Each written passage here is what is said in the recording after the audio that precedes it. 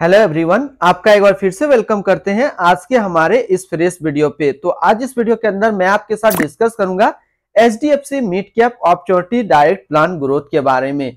इसमें मैं आपसे डिस्कस करूंगा कि एचडीएफसी का mid cap opportunity direct plan growth पिछले 1 महीने, 6 महीने, 1 साल, 3 साल, 5 साल या फिर एनुअल रिटर्न क्या दिया है, आज के डेट में इसका एक एनएबी का प्राइस क्या है, ये कितने स्टार रेटिंग म्यूचुअल फंड है, इसमें मिनिमम एसआईपी अमाउंट आप क्या लगा सकते हैं और इसका फंड साइज क्या है।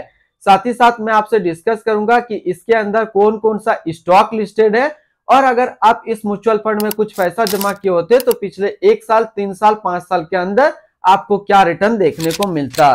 तो बात करते हैं इसके 1 महीने के रिटर्न के ऊपर में। तो 1 महीने में 0.57% का रिटर्न दिया है। 6 महीने के रिटर्न के ऊपर बात करते हैं तो 6 महीने में 20.76% का रिटर्न दिया है। 1 साल के रिटर्न के ऊपर बात करते हैं तो 1 साल में 55.98% का रिटर्न दिया है। 3 साल के रिटर्न के ऊपर बात करते हैं तो 3 साल में 29.46% का रिटर्न दिया है। 5 साल के रिटर्न के ऊपर बात करते हैं तो 5 साल में 25.29% का रिटर्न दिया है। और अगर एनुअल रिटर्न की बात करते हैं तो एनुअल रिटर्न है 21.95% का। अब हम लोग एनएबी देखते हैं तो आज के डेट में इसका एक एनएबी का प्राइस है 173 रुपया 14 पैसा। रेटिंग की बात करते हैं तो ये 4 स्टार रेटिंग म्यूचुअल फंड है। इसमें मिनिमम एसआईपी अमाउंट आप 100 रुपया का लगा सकते हैं और इसका जो फंड साइज है वो है 59,027 करोड़ का।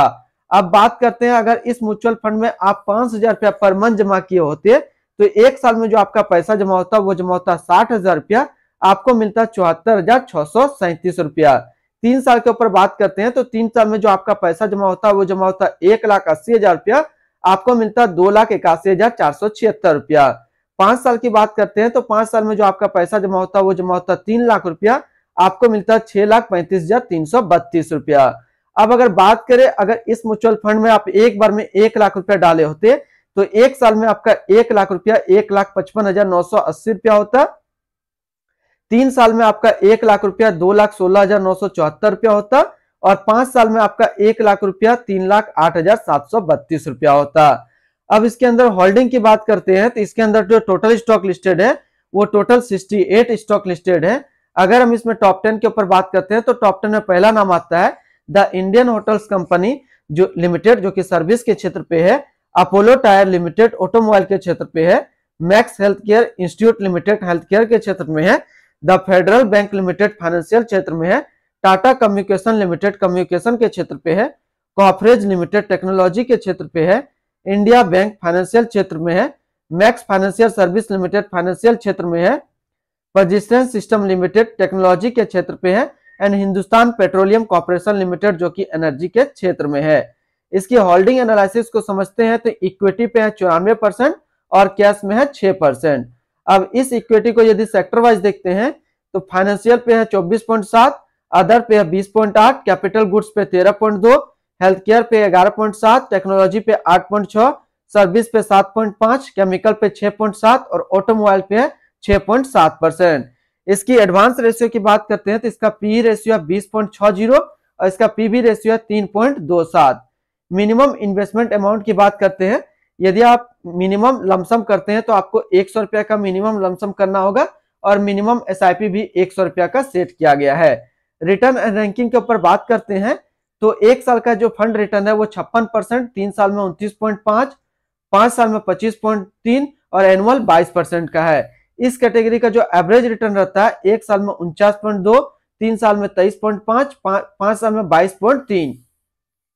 वहीं पे रिटर्न रैंक की कैटेगरी पे देखें तो 1 साल में 7 नंबर पे रैंक करता है, 3 साल में 3 नंबर पे रैंक करता है और 5 साल में भी ये 7 नंबर पे रैंक करता है। इसके आसपास सिमिलर फंड्स देखें तो इसके आसपास सिमिलर फंड है quant mid cap fund direct growth, Motilal Oswal mid cap fund direct growth, HDFC mid cap opportunity direct plan growth, Nippon India growth fund direct growth, SBI magnum mid cap direct plan growth. तो इसके आसपास इतने सारे इसके similar funds है। इसकी expense ratio की बात करते हैं तो इसका एक्सपेंस रेशियो 0.77%।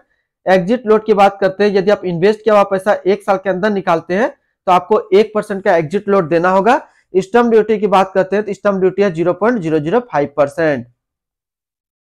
इसकी fund house and investment objects को देखते हैं तो HDFC mutual fund total assist में इंडिया पे नंबर 2 पे रैंक करता है। ये म्यूचुअल फंड स्टार्ट हुआ था 10 दिसंबर 1999 को। इसका टोटल असिस्ट अंडर मैनेजमेंट है 6,07,082 करोड़ का। अब हम लोग इसके बारे में कुछ और बात करते हैं। तो HDFC mid cap opportunity fund direct growth, ये एक इक्विटी म्यूचुअल फंड है जो कि HDFC म्यूचुअल फंड की तरफ से लॉन्च किया गया था। यह म्यूचुअल फंड 10 दिसंबर 1999 को लॉन्च किया गया है। चिराग सेटलवेड अभी इसका करंट फंड मैनेजर है। इस फंड का करंटली असिस्ट अंडर मैनेजमेंट है 6,07,083 करोड़ का और लेटेस्ट ने भी है 173.14 रुपया। HDFC mid cap opportunity fund direct growth, ये काफी हाई रिस्क म्यूचुअल फंड है। इसमें मिनिमम SIP अमाउंट 100 रुपया का सेट किया गया है और मिनिमम लमसम भी 100 रुपया का सेट किया गया है। यदि आप 1 साल के अंदर अपना पैसा इससे निकालते हैं तो आपको 1% का एग्जिट लोड यहाँ पे देना होगा। तो आज इस वीडियो के अंदर मैंने आपके साथ डिस्कस किया HDFC mid cap opportunity direct plan growth के बारे में। तो फिर मिलते हैं हम लोग नेक्स्ट को इस तरीके का वीडियो की अच्छी जानकारी को लेकर के।